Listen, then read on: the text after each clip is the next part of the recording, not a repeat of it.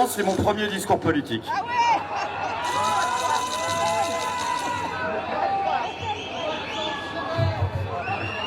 Ouais, ça va être dur là. Pour la première fois dans l'histoire de la Ve République, une loi vient d'être temporairement du moins adoptée sans qu'aucun vote n'ait eu lieu à l'Assemblée nationale. C'est une situation inédite.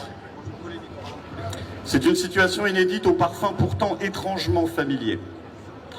Ce 100e 49.3 de l'histoire nous impose à tous et à toutes une responsabilité historique que nous avons déjà assumée par le passé.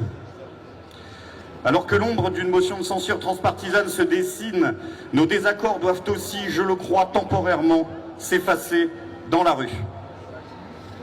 À l'heure où des actrices transsexuelles taillent des pipes à la mairie de Paris, et où l'esclave BDSM d'Ursula von der Leyen occupe l'Élysée, rien n'est impossible de votre côté aussi. Emmanuel, tu nous as coupé le gaz, tu nous as coupé l'électricité, tu nous as coupé les retraites, tu nous as coupé le chômage. Il ne restera hélas bientôt plus qu'une seule chose à couper.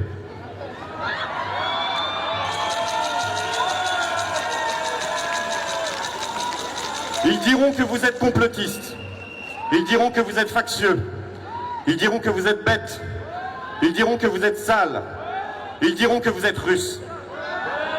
Soyez-en fiers. Il n'y a pas qu'eux qui ont le droit d'être fiers d'être des amateurs. Alors que l'odeur nauséabonde des poubelles en flammes remonte aux narines cocaïnées de Jupiter devenu Pyrrhus.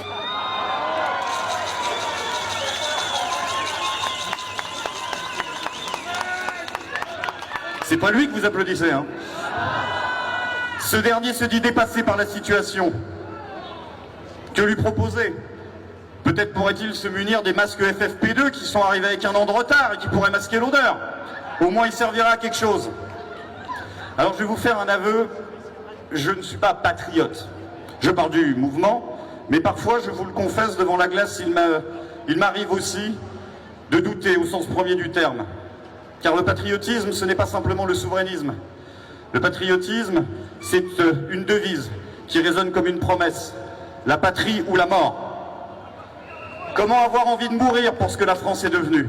Parfois, je me pose la question.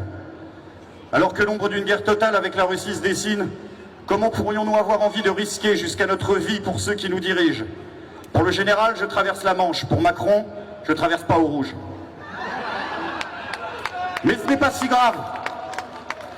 Car la question qui est en jeu ici est une question qui est au-delà de la question du patriotisme, ni même de la souveraineté. C'est une question de dignité humaine, de réponse légitime face à une énième insulte intolérable, de ce que nous dirons à nos enfants et de ce qu'ils diront aux leurs. Car ce 100e 49.3 de notre histoire est bel et bien le deuxième qu'ils viennent me chercher de l'occupant de l'Élysée. Alors oui, Emmanuel, rassure-toi, nous n'irons pas te chercher dans une boîte de nuit bourrée à Kinshasa. Mais il y a bien un moment où il faudra foutre tes pieds en dehors de ton palais ou de celui de tes amis. Probablement il y aura remaniement. Le temps au gouvernement de trouver quelqu'un de plus antipathique qu'Elisabeth Borne, de plus instable qu'Olivier Dussault, de plus mythomane qu'Olivier Véran et de plus bête que Marlène Schiappa. Espérons juste que Manuel Valls ne soit pas sur répondeur pour nous éviter le pire. Mais ils le feront. L'occupant de l'Élysée nous dira « Nous avons changé, je vous ai compris, ne vous faites pas avoir ». Car oui, il y aura de l'agitation à l'Assemblée, Dussault va hurler, Berger va chialer, Larcher va pioncer, Boyard va gerber et Le Pen va récolter. Mais il n'y a que vous qui pouvez changer les choses, le monde vous regarde. Vive la République, vive la France.